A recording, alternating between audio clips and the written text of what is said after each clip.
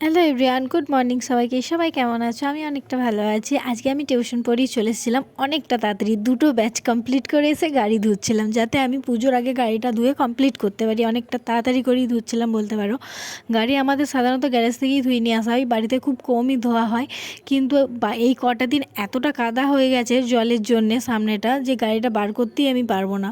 সেজন্য বাড়িতেই যা হলো একটু টুকটাক ধুয়ে নিলাম। তারপরে এই দেখো, আমি আমার বাহনকে ধুচ্ছিলাম, কারণ একে ছাড়া তো আমি পুরোটাই অচল।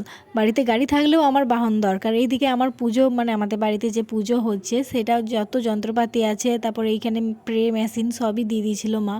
গাড়িটা শেষকালে এলাম, এসে হচ্ছে মালাগুলো লাগিয়ে দিলাম। এই মালাগুলি আমি দেখেছি একমাত্র গাড়িতে ওড়ে না, বাদ বাকি যত মালা থাকে না সবই উড়ে যায়। তাও আমি একটু দড়ি দিয়ে বেঁধে দিলাম যাতে না ওড়ে একদমই। চলো, গাড়িটা তো পুজো করে দিয়েছে, এদিকে আমি আমার বাহনকে আগে না সাজালে হয়? আমি সবাইকে মালা দিয়েছি আর আমার বাহনকে সাজাবো না, তাই কখনো হয়?